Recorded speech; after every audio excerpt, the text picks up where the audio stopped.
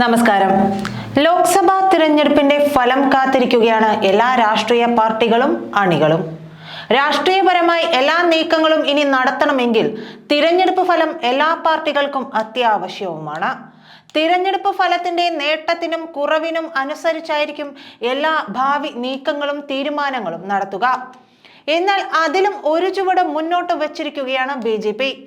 കേരളത്തിലെ BJP തിരഞ്ഞെടുപ്പിൽ BJPയുടെ മുഖമെന്നത് ആലപ്പുഴയിലെ സ്ഥാനാർത്ഥിയായിരുന്ന ശോഭ സുരേന്ദ്രൻ തന്നെയായിരുന്നു. ആദ്യഘട്ടത്തിൽ തൃശൂരിൽ സ്ഥാനാർത്ഥിയായിരുന്ന സുരേഷ് ഗോപി BJPയുടെ മുഖമായി മാറാനുള്ള പ്രവണത ഉണ്ടായിരുന്നുവെങ്കിലും പിന്നീട് അത് മാറി. കേരളത്തിൽ അണികളിൽ ഏറ്റവും അധികം സ്വാധീനമുള്ള നേതാവ് ആരെന്ന് ചോദിച്ചാൽ ഒറ്റ ഉത്തരമേയുള്ളൂ, അത് ശോഭ സുരേന്ദ്രൻ തന്നെയാണ്. സുരേഷ് ഗോപി നേരത്തെ പ്രചാരണം തുടങ്ങിയെങ്കിലും അതിൽ വെള്ളി വെളിച്ചത്തിൽ ജനങ്ങളുടെ മനസ്സിലേക്ക് പ്രത്യേകിച്ച് ഒന്നും ചെയ്യാതെ തന്നെ നിറഞ്ഞു നിന്നത് അവസാന നിമിഷം പ്രചാരണത്തിനിറങ്ങിയ ശോഭ സുരേന്ദ്രനാണ്. പാർട്ടി കൊടുക്കുന്ന ഏതൊരു സ്ഥാനവും ദൗത്യവും യാതൊരു മടിയും കൂടാതെ നിർവഹിക്കുന്ന വ്യക്തിയും നേതാവും കൂടിയാണ് ശോഭ സുരേന്ദ്രൻ.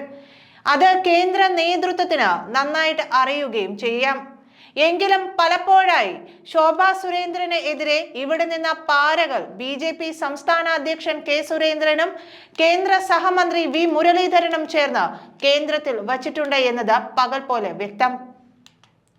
കേരളത്തിൽ BJPക്ക് വളർച്ച ഉണ്ടാകാതിരിക്കുക എന്നത് V മുരളീധരൻ, K സുരേന്ദ്രൻ, പിണറായി വിജയൻ കൂട്ടുകെട്ടിന്റെ ആവശ്യമാണ്. BJPക്ക് കേരളത്തിൽ വേരോട്ടം ഉണ്ടാവുകയാണെങ്കിൽ ഈ മൂവർ സംഘത്തിന്റെ പദ്ധതികളും കച്ചവടവും പൊളിയുമെന്നത് തന്നെയാണ് ഇതിന് പിന്നിലെ കാരണം.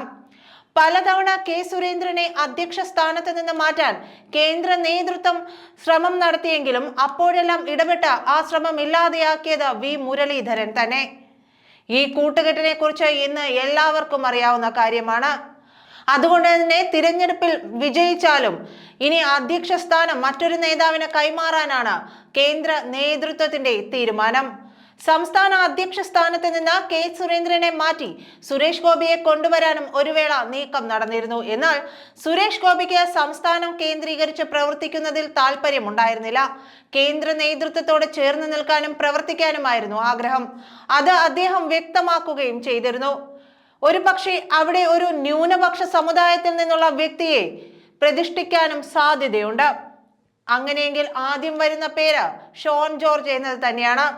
ഷോൺ ജോർജിനെ പരിഗണിക്കുന്നതിന് കാരണം ഷോൺ ജോർജ് നേതൃനിരയിലേക്ക് വരികയാണെങ്കിൽ ക്രിസ്ത്യൻ വോട്ടുകൾ BJPക്ക് ലഭിക്കുമെന്ന ലാഭക്കണ്ണാണ് ഉള്ളത്.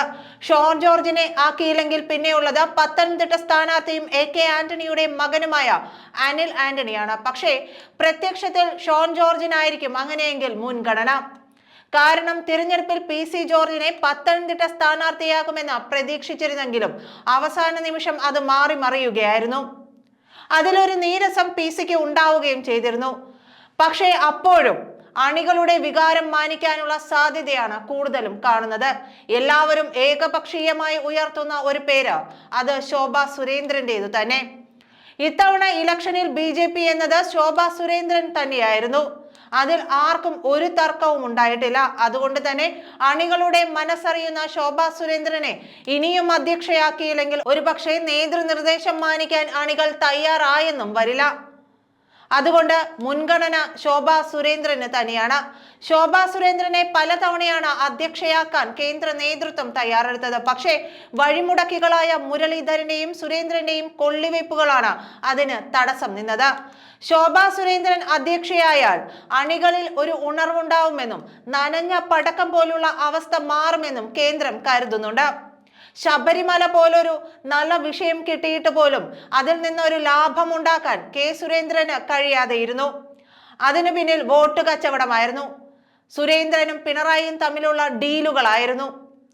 അതിന് എല്ലാം മാറ്റം വരണമെന്നൊരു ചിന്ത ഇത്തവണത്തോടുകൂടി കേന്ദ്ര നേതൃത്വത്തിനും ഉണ്ടാകുന്നുണ്ട്.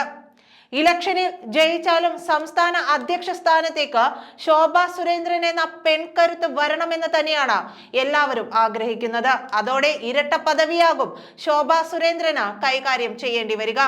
ആലപ്പുഴയിൽ BJP വിജയത്തിൽ കുറഞ്ഞതൊന്നും പ്രതീക്ഷിക്കുന്നില്ല. ഇനി അതിൽ നിന്ന് വിഭിന്നമായി രണ്ടാം സ്ഥാനത്തേക്ക് വന്നാലും അധ്യക്ഷ സ്ഥാനം ശോഭാ സുരേന്ദ്രന് തന്നെ നൽകാനാണ് കേന്ദ്ര നേതൃത്വം എടുത്തിരിക്കുന്ന തീരുമാനം.